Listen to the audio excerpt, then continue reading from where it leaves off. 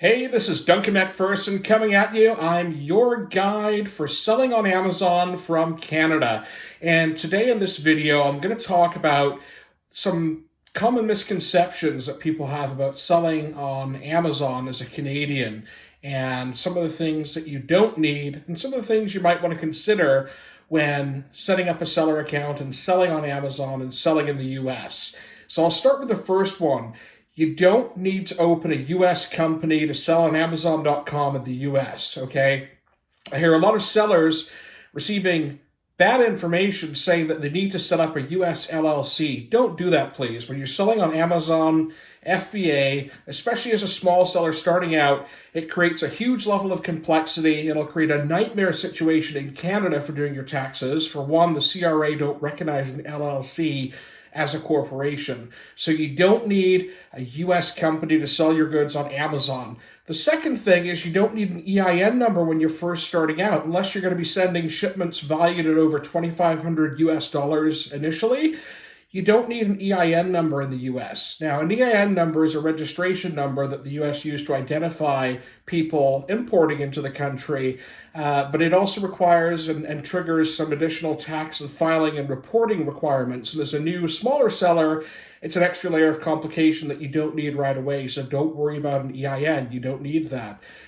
Here's another big one. Shipments valued at under $800 are duty-free when entering the U.S. It's called a Section 321. And there are several freight forwarder companies like Stallion Express or Running Red or Letterlock in Abbotsford that will take your parcels over the border for you for a small fee, and there's no duties on those. So you can save a lot of money as a small seller on duties when you're starting out by keeping your shipment value under $800. Another thing to keep in mind is that shipments between $800 and $2,500 US value don't require a formal entry, but they will be subject to some duties, and you might need some help again with a freight forwarder company that can handle that for you. If you do have a shipment over $2,500, you're going to need an EIN number, and you're going to have to also use a broker, and there's going to be a lot more paperwork involved, and that's going to run you anywhere from $150 to $250. Now, if you're sending a larger shipment, that's probably not a big deal. It's just a part of your shipping cost. Obviously, the more you can send, the better in that case to mitigate the cost of the broker and the paperwork. Technically, this is a big one people ask all the time. You may need to collect and remit sales taxes in certain states if you're selling via Amazon FBA.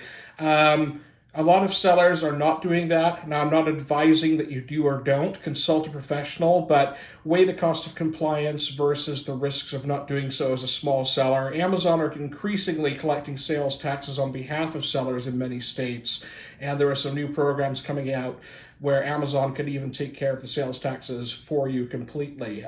So more on that, but always consult a professional. My advice isn't guidance, and I'm not an expert on taxation, so that's just my opinion. Don't take it to the bank. Another thing to keep in mind, as a Canadian, you probably won't have to pay any income tax in the US. We pay our taxes to the CRA, and we have mutual agreements in place and trade agreements and treaties that allow us to pay our taxes to the CRA and not to the United States. And again, consult an accountant on that. I'm not an expert, but that's my opinion and what I've been told. Finally, you don't need a US bank account or a US credit card to sell on Amazon in the US. You can use your regular Canadian bank account and a good old Canadian credit card. Amazon will convert any payouts that are in US dollars into Canadian dollars for you and deposit those into your bank account. Now, you will pay a small transaction fee for that convenience, but when you're starting out and those payouts are small, that 2 to 3% Amazon are charging you really isn't going to break the bank, and it's cheaper than buying or obtaining a US bank account and paying the monthly fees associated with that. As your payouts do get larger, that 2 to 3% fee Amazon charge do become a little more significant. You've got two options there. You can set up a proper US-based bank for Canadians through BMO Harris, which is a subsidy in the US of the Bank of Montreal. Really easy to set up. It's a true US account and get paid in US dollars. Or you can go an easier, simpler route and use a transfer company like OFX, who will convert for you at market rates, and you avoid that 2% transaction fee, and then you can transfer the money back into your Canadian bank account. Those are some of the key tips about selling in Amazon in the US. If you want to learn more, please visit the Seller Academy. That's selleracademy.ca. I've got a ton of information and posts there and training that teach Canadians how to sell on Amazon from Canada and also how to sell on Amazon Canada domestically as well. Thank you very much.